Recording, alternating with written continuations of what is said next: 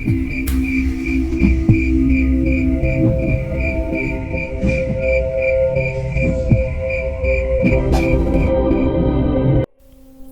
kami pun menceritakan tentang kejadian semalam pada warga desa dan menunjukkan di mana kami mengubur jasad Eyang Ratih. Aku melihat perbedaan yang mencolok dari desa ini. Hampir seluruh sudut desa dipenuhi monyet-monyet yang keluar dari alas wetan. Eyang Ratih sudah pergi entah kemana. Tapi sebelum dia pergi, dia meninggalkan pesan, kata Linus. Pesan? Tanyaku. Gandara Barua tidak sendiri. Ia bangkit bersama makhluk-makhluk yang tidak kalah mengerikan. Semua sedang mencari tumbal untuk menyatakan kekuasaannya. Jelas Linus. Gila. Melawan anak buahnya kemarin saja kita tidak sanggup. Kini ada lebih dari itu. Aku tidak percaya dengan cerita Linus. Kita harus bertemu dengan beberapa orang. Menurut Eyang Ratih, ada beberapa roh yang akan berperan untuk menyelesaikan masalah ini. Jelas Linus. Aku mengernyitkan dahi. Aku hanya ingin menyelamatkan keluargaku. Tapi mengapa sekarang kami terlibat masalah yang lebih besar? Tapi biar begitu, sepertinya kami juga tidak punya pilihan. Roh perjanjian terkutuk. Akan menduga itu adalah Nyai Kunti yang ada di dalam dirimu saat ini, kata Linus. Aku menghela nafas, tak mampu lagi menyangkal hal itu. Roh penjaga alas wetan. Linus menoleh ke arah Kliwon dan aku setuju dengan dugaannya. Sisanya tidak punya petunjuk. Eyang Ratih mengatakan, ruh seorang ulama dan pengikutnya, ruh penunggu sendang, penjaga bukit batu, dan ruh pusaka terlarang. Aku mencoba menebak itu semua, namun hampir tidak ada petunjuk yang kudapatkan. Tapi dengan kemunculan Kliwon, aku mengetahui siapa yang harus kutemui berikutnya. Kita harus ketemu Cahyo dan Pak Le, ucapku. Iya, sepertinya pasukan Kliwon akan menjaga desa ini, balas Linus. Kami menghampiri warga desa yang mendekat tadi mengobrol dengan Linus. Walaupun desa sudah dikuasai oleh pasukan Kliwon, aku menyarankan kepada mereka untuk pergi mengungsi. Aku pun memberikan nomor telepon kepala desa Ranggilawu, tempatku dulu melaksanakan KKN. Seharusnya mereka mau menampung warga desa ini bila menceritakan kejadiannya. Sementara langit masih terang, aku pun memaksa Linus untuk membereskan barangnya dan meninggalkan desa. Linus yang merasa trauma dengan kejadian semalam pun sepakat untuk segera pergi dari desa. Tanpa kami minta, Kliwon tiba-tiba naik ke pundakku, seolah ingin menunjukkan di mana saat ini sahabatnya Cahyo berada. Dan yang pasti, dengan keberadaannya di dekat kami merasa jauh lebih aman dari sebelumnya. Sementara itu, di desa Dirga, suara riuh pedagang pasar terdengar menemani lamunan Danan. Mobil jagat terparkir di salah satu sudut kios dengan semua barang yang telah diturunkan. Masnya bengong saja, nanti kesambet loh, tegur seorang ibu yang baru saja melintasi Danan. Tidak seperti biasanya, Danan benar-benar memikirkan sesuatu dengan keras. Kejadian pertarungan dengan Ki Luang meninggalkan misteri yang membuatnya cemas. Kamu masih mikirin ucapan Nyi Sendang Rangu? Tanya Jagat yang mendekat ke arah Danan. Iya mas, masalahnya aku merasa apa yang kita hadapi nanti bukan hanya soal adu kekuatan. Ada sesuatu yang tidak bisa kita selesaikan hanya dengan pertarungan, balas Danan. Jagat merapikan sisa barang yang masih perlu dia antar. Setelahnya, dia pun bersiap meninggalkan Danan lagi. Kalau kamu cemas, berarti kamu masih ragu dengan kebesaran Tuhan. Percaya saja, jika sudah waktunya, kita pasti akan dipertemukan dengan jalannya, ucap Jagat yang kembali mengantar dagangannya ke toko lain.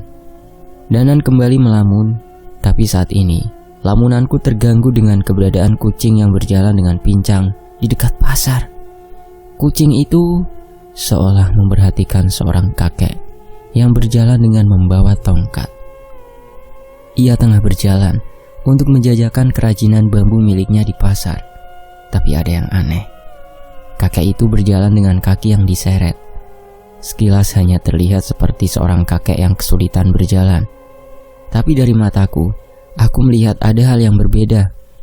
Ada sosok makhluk berwujud tuyul berwarna hitam bergelantungan di betisnya. Sepertinya makhluk itu sudah cukup lama mengikutinya. Aku melihat ada luka gaib yang terjadi akibat makhluk itu terus menggerogoti betis kakek itu. "Kek," Danan meninggalkan tempat duduknya dan menghampiri kakek itu. "Kunaon, A? Hayang meuli?" tanya kakek itu. "Iya, Kek, mau beli gasing bambu," jawab Danan. Setelah beberapa kali mampir ke desa Dirga, Danan mulai mengerti bahasa Sunda, walau masih belum bisa membalasnya dengan baik. Danan pun memberikan beberapa lembar uang sebagai ganti gasing bambu yang ia beli. "Kakek sering main ke hutan bambu ya?" tanya Danan iseng. "Iya, A, kan jualannya kerajinan bambu," balasnya. Danan membuka obrolan sembari mencari kesempatan untuk memeriksa kaki kakek itu. Saat Danan menebak keadaan kakinya, ia pun mengizinkan Danan untuk memeriksanya. Sebuah doa panjang dibacakan oleh Danan sembari beberapa kali mengelus betis kakek itu. Beberapa kali kakek itu meringis merasakan kepanasan, namun itu tidak lama. Setelah Danan selesai dengan pengobatannya, tiba-tiba kakek itu bisa berdiri dengan lebih nyaman. "Gimana, Kek? Sudah enakan?" tanya Danan. "Iya, kok bisa? Tadi saya diapakan?" tanya kakek itu. Danan tidak menceritakan tentang sosok yang menggerogoti kakinya. Ia hanya menyarankan agar kakek itu sering beristirahat, agar kakinya bisa pulih sepenuhnya. Yang penting, kalau kakek main ke hutan bambu lagi, jangan terlalu masuk ke dalam. Setelahnya mandi yang bersih, dan jangan lupa ibadahnya, jelas Danan. Kakek itu berterima kasih dengan bantuan dari Danan. Ia pun segera pergi dan melanjutkan dagangannya lagi. Saat berbalik arah, Danan melihat sosok seekor kucing yang berjalan dengan pincang menghampiri dirinya. Danan pun berjongkok menyambutnya. Kucing itu mendekat dan menciumi tangan Danan, tapi itu tidak lama. Setelah itu kucing hitam itu hanya kembali berjalan dengan kakinya yang pincang. Entah mengapa, Danan melihat raut wajah sedih di mata kucing itu. "Kucing itu suka denganmu. Sayangnya, sepertinya ia sudah punya majikan." Tiba-tiba terdengar suara Abah yang menghampiri Danan. Abah, ngagetin aja," balas Danan. "Bukan Abah yang ngagetin, kamu saja yang kebanyakan melamun," ucap Abah. Danan menggaruk kepalanya, mengakui kesalahannya. Kedatangan Abah bukan tanpa sebab. Ia memang ingin menemani Danan untuk mencari tahu apa yang mengganjal pikirannya. "Saya masih berhutang budi yang menolong saya saat membatu itu, Bah." Sepertinya Abah mengetahui sosok itu, tanya Danan. "Kita cerita sambil jalan-jalan ya. Lah Mas Cahyo di mana? Kalian ndak bareng?" tanya Abah. Danan menggeleng. "Enggak tahu. Tadi dia bilang ngerasain hal yang aneh. Katanya dia mau mencari tahu ke arah salah satu hutan." Abah mengerti. Ia pun mengajakku meneruskan jalan-jalan, sembari menceritakan tentang sosok yang mungkin telah menolongku.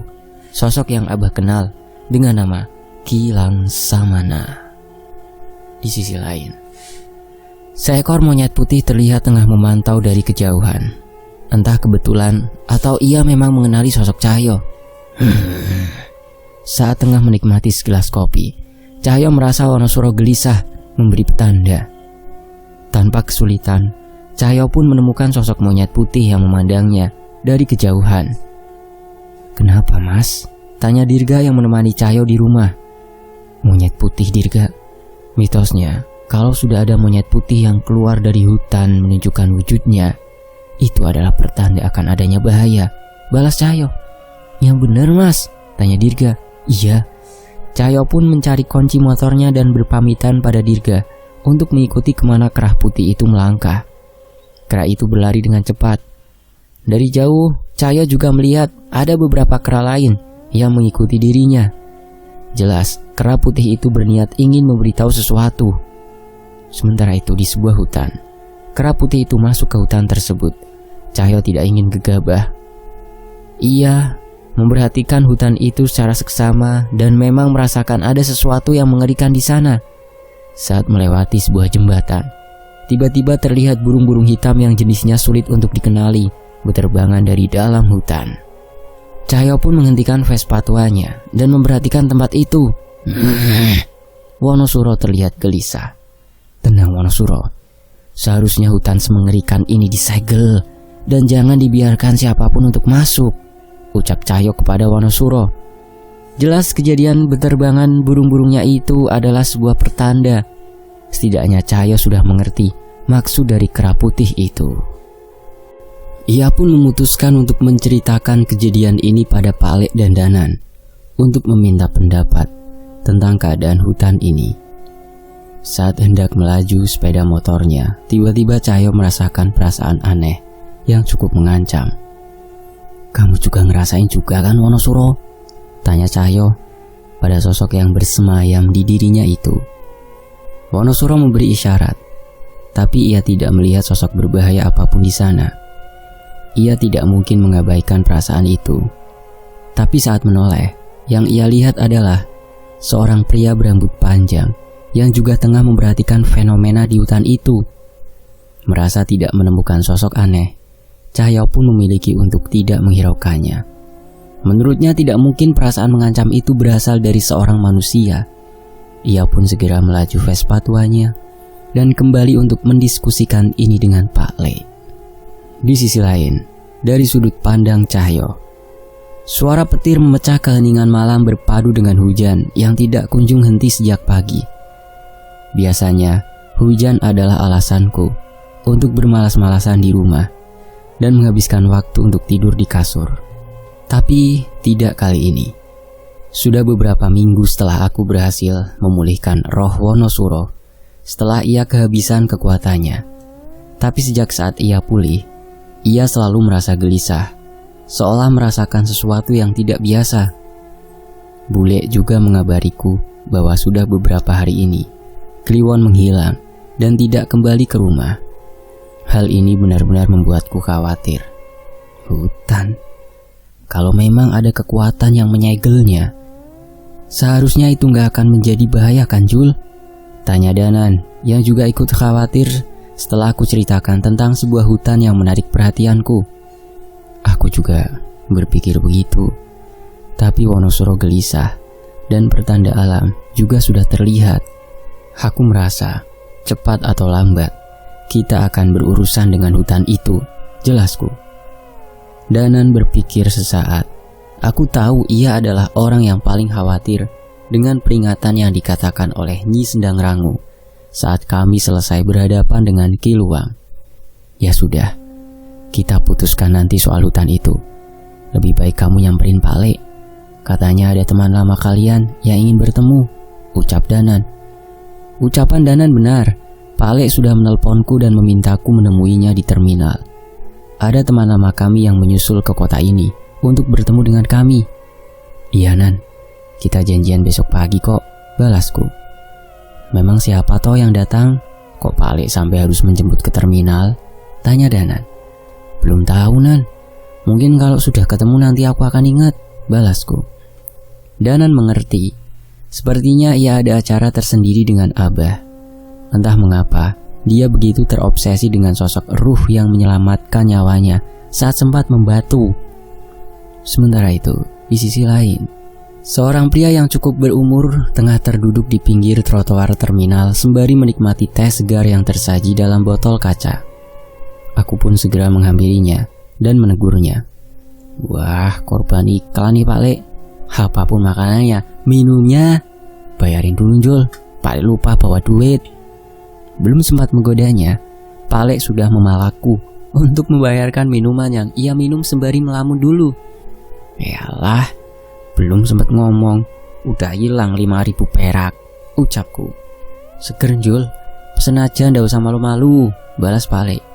Ya ndak malu lah Pak Lek, orang bayarnya pakai duitku, jawabku dengan muka kecut.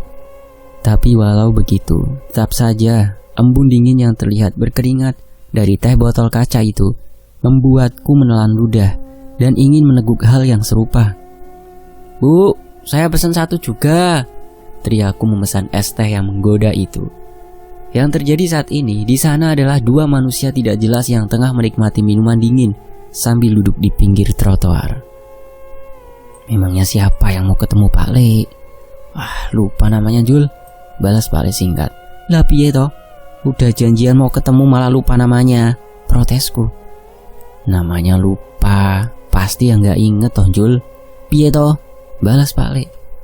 Aku hanya menggaruk kepala, bingung menanggapi kelakuan Pak Leku yang semakin tua ini. Belum sempat memprotes Pak Le lebih jauh, tiba-tiba aku dan Wonosuro merasakan sesuatu yang mendekat. Keberadaan itu bersama sebuah bis yang memasuki terminal. Aku pun berdiri menyambut kedatangan bis itu. Belum sempat bis itu berhenti, tiba-tiba dari kaca jendela melompat sesosok makhluk kecil yang segera berlari ke arahku. Kliwon! Teriakku bingung. Kera kecil itu segera berlari ke pundakku dan menaikinya.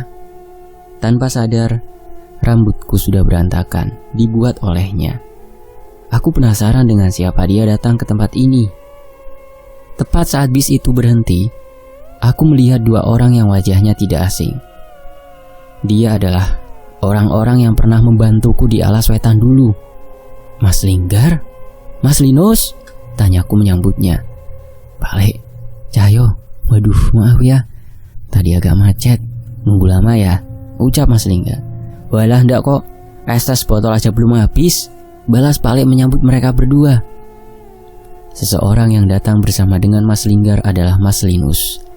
Dialah pemilik pusaka sebenarnya dari pusaka pisau batu yang sudah membantu kami dalam beberapa tragedi. Hai Cahyo, sapa Mas Linus. Halo Mas, kayaknya banyak yang harus saya obrolin nih sama Mas Linus, sambutku. Ya sudah, santai dulu aja. Ada banyak hal yang sepertinya harus kita bicarakan. Tapi yang paling darurat kayaknya kita cari warung bakso dulu deh, ucap Mas Linus. Bener, sehari ke belakang kami cuma makan singkong goreng sama tahu sumedang jajanan di bus, tambah Linggar. Kami pun berpindah menuju sebuah warung bakso yang tidak jauh dari terminal. Awalnya, kami ingin memulai dengan perbincangan singkat. Tapi melihat Mas Linggar dan Mas Linus makan dengan lahap, kami pun ragu untuk menyelanya. Pak Le, udah mangkok ketiga, bisikku pada Pak Le. Iya Jul, kalau sampai lebih dari 10 mangkok, kita pura-pura ndak kenal aja. Siapa tahu mereka lagi kesurupan, balas Pak Le berbisik. Baru kali ini kami berdua melongo menyaksikan orang yang menikmati makanannya. Biasanya kamilah yang dikenal paling rakus dalam menghabiskan makanan. Nambah Cahyo, jarang-jarang ketemu bakso enak begini, ucap Mas Linggar. Iya Mas, santai, dinikmati aja, balasku. Aku pun kembali berbisik pada Pak Le. Pak Le, coba dicek, bakso ini penglarisnya apa? Tanyaku. Seketika rasa sakit muncul di kakiku bersama injakan kaki Pak Le yang mendarat di kakiku. Hati-hati kalau ngomong Jul, ngawur kamu, balas Pak Le. Setelah selesai mengisi perut, kami pun memulai perbincangan mengenai alasan mereka menemui kami. Maaf ya Pak Le, di desa kemarin keadaannya benar-benar tidak kondusif. Mencari makan saja susah, cerita Mas Linggar. Mereka pun menceritakan tentang sebuah desa di salah satu sisi Alas Wetan.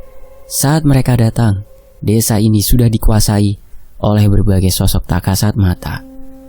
Semua warga desa yang tinggal di sana adalah orang-orang terkutuk yang pernah membuat perjanjian dengan sosok gaib. Setiap mereka meninggalkan desa, selalu ada kejadian aneh di mana mereka akan kembali. Saat waktunya tiba, orang-orang itu akan diambil dan dijadikan makanan untuk setan-setan anak buah sosok mengerikan yang bernama Gandara Barua. Yang menyedihkan lagi, ternyata desa itu adalah desa kelahiran ibu Mas Linggar. Beruntung Kliwon dan anak buahnya datang menguasai desa itu. Aku tidak menyangka sekumpulan kera bisa menghadapi sekumpulan makhluk gaib yang menyerang desa, ucap Mas Linggar. Kliwon dan anak buahnya memang bukan kera biasa. Tapi bila sosok bernama Gandara Barua itu turun tangan, menurut saya mereka tetap saja tidak berkutik, balas Pak Le. Mas Linggar juga menceritakan bahwa ia mendapat penglihatan tentang sebuah desa dan keberadaan Gandara Barua yang tengah menikmati tumbalnya. Di sanalah keberadaan Sukma Ibu dan Pak D-nya berada. Saat ini Gandara Barwa sedang memanen tumbalnya. Entah untuk tujuan apa, tapi menurut Eyang Rati, ia dan beberapa makhluk mengerikan lainnya sedang mengumpulkan kekuatan. Jelas Mas Linggar. Sama satu lagi Pak Le, Mas Linus mencoba menyampaikan sesuatu. Saya khawatir dengan sosok lain yang bersemayam di tubuh Linggar, Nyai Kunti. Aku merasa itu adalah sosok yang berbahaya. Aku dan Pak Le pun menatap Mas Linggar bersamaan. Aku baru sadar, ada sosok lain yang bersembunyi di tubuhnya. Ia mampu menyembunyikan keberadaannya hingga kami tidak sadar. Nanti kita cari tahu. Kalian sudah lelah. Akan bahaya bila kita mengusiknya, kata Pak Le. Sekarang kami mulai mengerti dengan apa yang ingin dibicarakan oleh Mas Linggar dan Mas Linus. Kami pun meminta mereka untuk beristirahat terlebih dahulu di penginapan, dan kami akan menghampirinya di malam hari. Sepertinya ada yang mau didiskusikan Pak Le bersamaku tentang masalah ini. Sementara menunggu Mas Linggar dan Mas Linus beristirahat, aku mengajak Pak Le ke rumah Abah. Di sanalah kami akan tinggal sementara waktu. Seperti biasa, Abah menyambut kami dengan baik. Obrolan orang tua antara Abah dan Pak Le sudah mulai berbeda dari seleraku dan Danan. Beberapa candaan mereka kadang hanya membuat kami harus pura-pura tertawa agar suasana tidak kaku. Kamu sudah dapat petunjuk, Nan? Tanya Pak Le. Sedikit Pak Le, ada amalan yang sedang saya jalankan. Sepertinya sosok yang ingin saya temui bukan ruh biasa. Saya merasa harus memantaskan diri, balas Danan. Sepertinya Danan mulai menemukan jalannya, tapi aku merasa terlalu membosankan bila melihat Danan terlalu fokus seperti itu. Danan, kita keluar yuk. Bantu aku cari tahu tentang kejadian kemarin, ajakku pada Danan. Boleh, biar Pak Le istirahat dulu juga, balas Danan. Kejadian apa Mas Ayo? Tanya Abah. Sepertinya aku lupa menceritakan pada Abah. Saya tidak tahu ini perasaan saya saja atau memang ada sesuatu. Makanya mau saya pastikan sama Danan, jelasku. Aku pun menceritakan tentang sebuah hutan yang kulihat dari sebuah jembatan yang besar.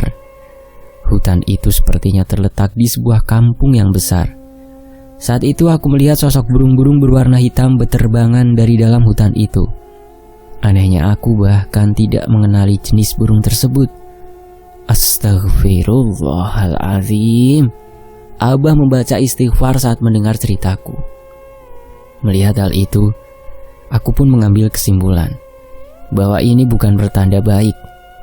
Abah pernah dengar ada hutan keramat di kampung itu.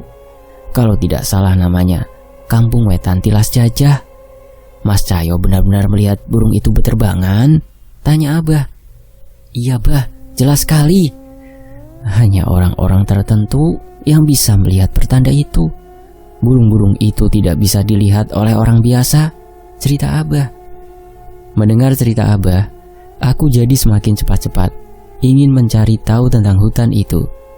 Ceritakan Bah, ceritakan tentang hutan itu, pinta Danan. Abah menggeleng. Ia menghela nafas seolah tidak mampu berkata lebih lagi. Saya akan temui kenalan saya terlebih dahulu. Ia lebih mengerti mengenai hutan itu. Kalau kalian ingin mencari tahu, kalian bisa datang ke Kampung Wetan Tilas Jajah. Semua warga kampung sana tahu betapa keramatnya hutan itu, jelas Abah. Gimana Nan? Kita ke sana? Tanyaku. Ayo, mumpung masih siang, balas Danan. Silahkan cari informasi, tapi jangan coba-coba memasuki hutan itu tanpa persiapan. Jauhi hutan itu sebisa mungkin, perintah Abah. Kami pun mengangguk menyetujuinya dan berpamitan meninggalkan rumah Abah. Di sisi lain, aku dan Danan memutuskan untuk mendatangi kampung yang dimaksud oleh Abah. Kami melewati sungai yang besar dan jembatan yang menghubungkannya. Aku menunjukkan pada Danan di mana aku melihat kejadian yang kumaksud. Tapi kali ini hutan yang kutunjuk itu tak lagi menunjukkan keanehannya. Memang ada sesuatu di sana, Jul. Orang seperti kita pasti bisa merasakannya, ucap Danan. Iya, tapi kita harus mencari tahu lebih jauh. Aku kembali mengegas si Mbah Vespa tua kebanggaanku menuju kampung yang bernama Kampung Wetan Tilas Jajah, tempat hutan itu berada. Sebuah kampung yang cukup besar, namun tidak terlalu padat. "Nah, ketemu!" teriakku sembari segera berbelok. "Ketemu apa, Jul? Ada petunjuk?" tanya Danan. Aku melambatkan motorku yang akhirnya berhenti di sebuah warung makan. "Ketemu warung lah, Nan. Mosok ketemu demi terus. Makan dulu, dari pagi belum ketemu nasi," ucapku. "Yalah, Panjul, wes tak anggap serius," balas Danan. "Dari pagi perutku baru terisi bakso tanpa tersentuh nasi. Jadi sudah sewajarnya aku melengkapinya dengan masakan dari warung ini." "Punten teh," teriakku menyapa penjaga warung sembari masuk ke warung yang cukup luas itu. "Mangga, dahar di dia?" tanya perempuan itu. "Nan, belum pesen udah ditawarin mangga," bisiku pada Danan. "Jangan bercanda terus, Jul. Udah jelas kamu tahu artinya kok," balas Danan sembari memukul kepalaku. "Ye, namanya juga usaha," balasku. Kami pun masuk ke dalam dan mengintip lauk yang tersedia di etalase kaca di warung itu. "Iya teh, makan di sini," balas Danan. "Saya pepes ikan ya teh, nggak pakai mangga," ucapku. Danan pun mengambil serbet milik teteh itu dan melemparkannya ke wajahku. Teteh penjaga warung itu hanya tertawa melihat tingkah kami.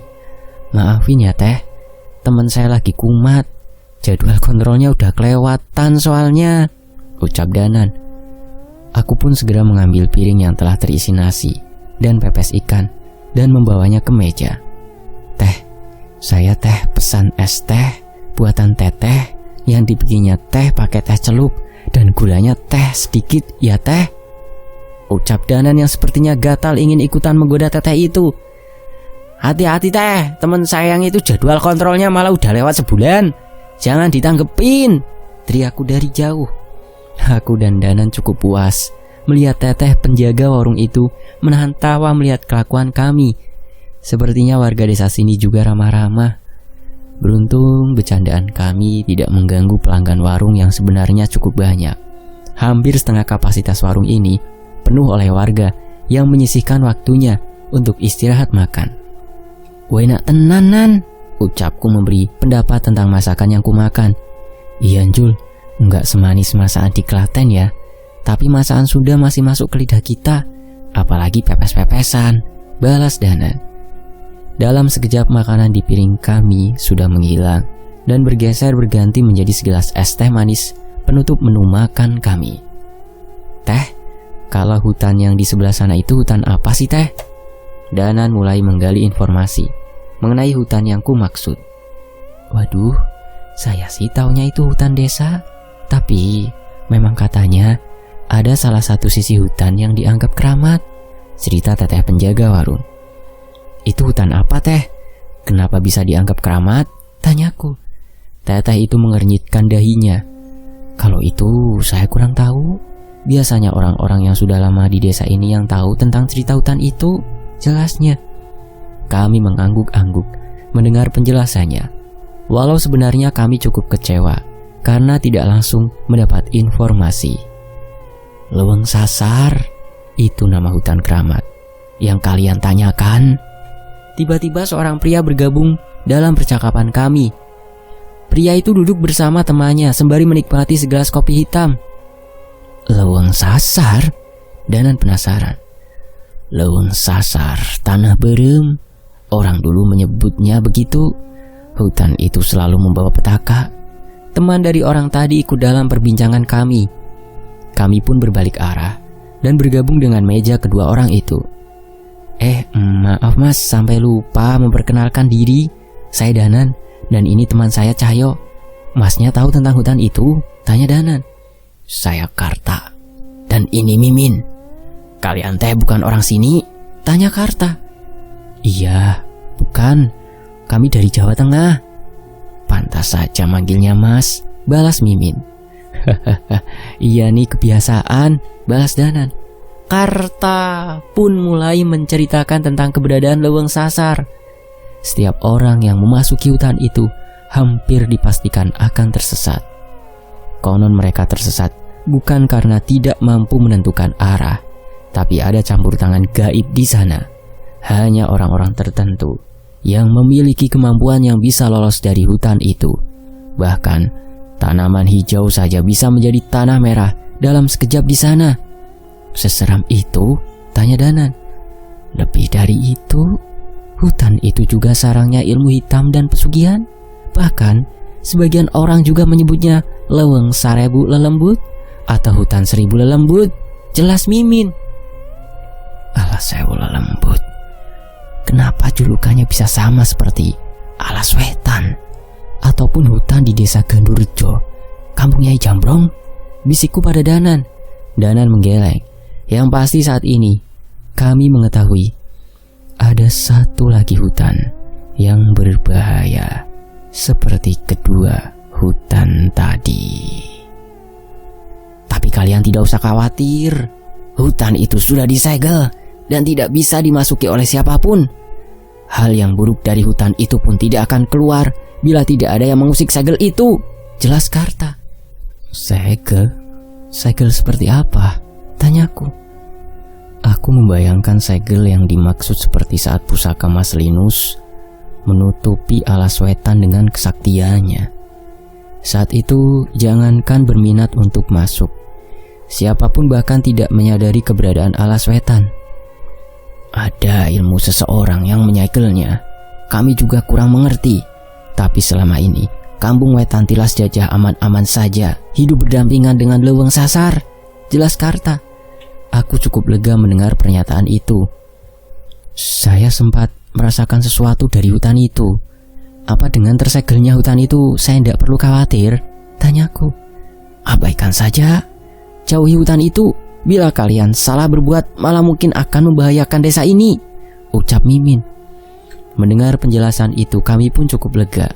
Setidaknya kami bisa mengesampingkan permasalahan di hutan ini terlebih dahulu dan membantu Mas Linggar.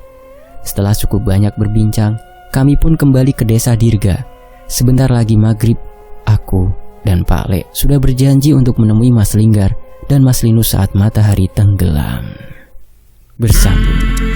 Demikianlah Alas Sewu Lembut bagian 2. Buat teman-teman yang belum menyimak kisah dari Karta dan Mimin yang tadi ketemu Mas Dana dan Mas Cahyo di warung, teman-teman bisa masuk ke Leweng Sarebu Lembut.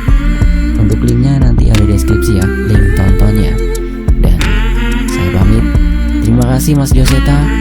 Terima kasih juga untuk Queer Tipping. Dan tentunya buat teman-teman yang sudah menyimak kisah ini sejauh ini, dari Leweng Sarebu Lembut, bahkan dari yang lama-lama yang sudah diupload di Faktasya ini 3 tahun yang lalu. Saya pamit, wassalamualaikum. Terima kasih. Alhamdulillahirrabbilalamin. Sampai jumpa di bagian berikutnya.